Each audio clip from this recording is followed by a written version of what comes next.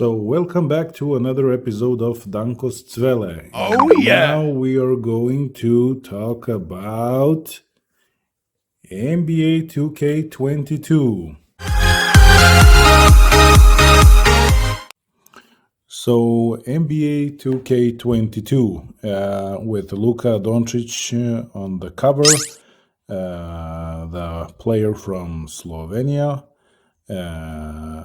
Is also a great player that we got to know, especially in 2017 when they won their first Eurobasket ever. But how about the video game of NBA 2K22? What is so special about not only NBA 2K22 but NBA 2K for the last 10 years, I would say? NBA 2K is keeping the same standard as before. They do not change that much as other video games. So they keep the same standard, and they have a winning concept.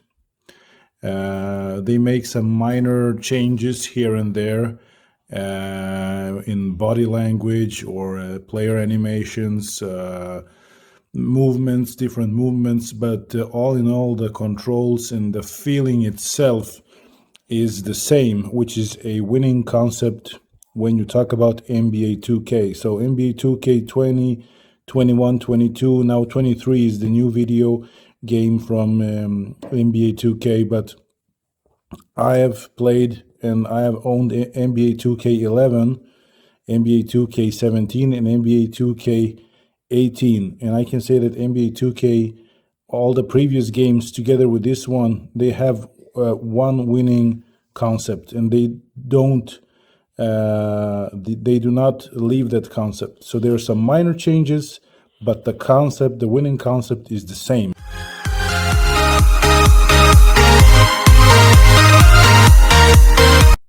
When we talk about NBA 2K and what made me switch from NBA Live, because I switched a long time ago from NBA Live to NBA 2K series. The NBA Live, my first game was NBA Live 1998. It brings nostalgic feeling and the memories, and it was something amazing at first when you were this little kid and playing basketball video game, which was new for me back then. But then in 2005, NBA 2K6 was released, and then I realized how much 2K spent their time on making the game realistic and great ball movement, and how the ball naturally spins on the rim, etc., and player movement. 2K series have improved over time, but not that fast, and that's a good thing, because as mentioned before, they keep a winning concept and they do not make major changes as some games try to do. Some games like Pro Evolution Soccer or FIFA, we'll get to them as well later in some other show, but they have this habit of sometimes they have a winning 2-3 years, and then they want to change something drastically as it to improve, but instead there is a great difference between what was good back then and what is good right now. So instead of improving slightly, they have improved not so much. They kind of go backwards instead of going forward, and this is what NBA 2K is good at adapting. The 2K series adapts slowly in a good development forward. It's like you have a stock that goes slightly up, or a fund. So this is what I think is a winning concept with 2K. They do not make major changes, but small changes, and they are carefully managing this as to not ruin the game. Oh, yeah.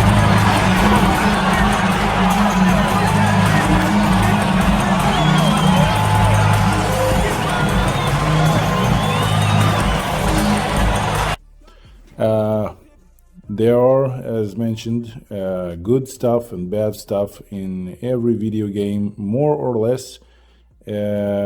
What I personally like, besides all the other stuff I said about NBA 2K22, is the editing mode. You can edit and you can create different jerseys. You can swap and move cities. You can just relocate a city in my league and just change the colors, change the jerseys.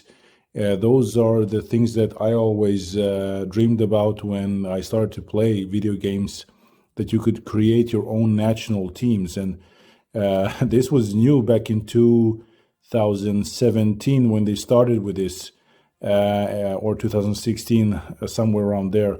And then I figured for myself, if I could just relocate a team, I could also create national teams. And this is revolutionary, and this is something that 2K started with. It's not new now, but back then it was pretty new, actually. So that's also something I want to lift. But one thing, if we're supposed to find something that is not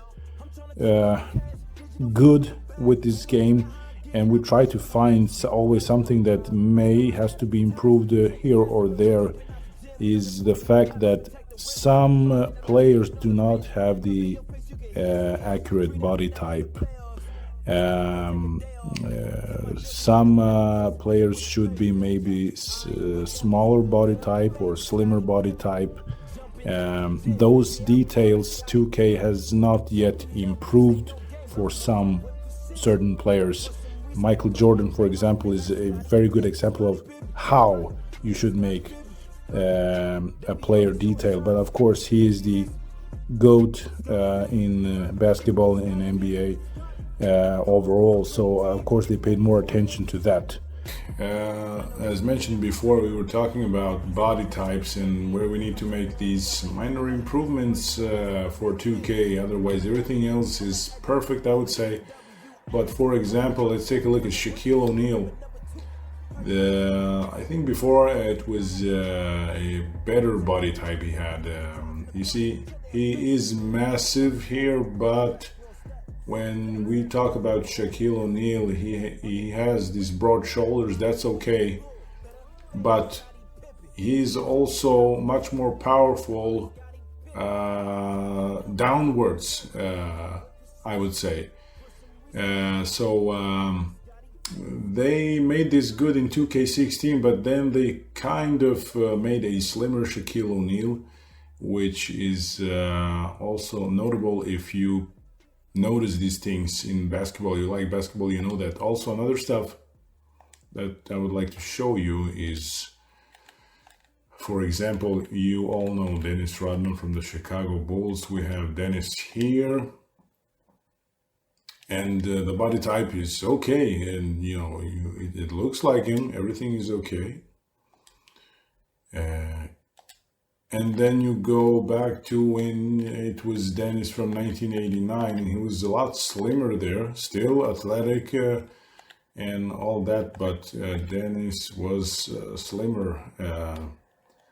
And you see here also the face, the facial expression. He did not tie his hair color back then, but the face looks a lot like him from 1995-96. And the body type is the same. These are these minor things that I think that 2K could improve.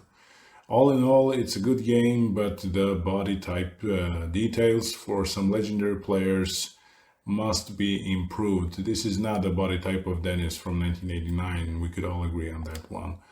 All in all, it's a great game with a lot of legends. I think Magic Johnson is a good example of how it should look like. This is Magic, but the shorts, although the shorts should be shorter. If you make these 70s, 80s, the shorts should be shorter. Otherwise, all in all, it's a good game.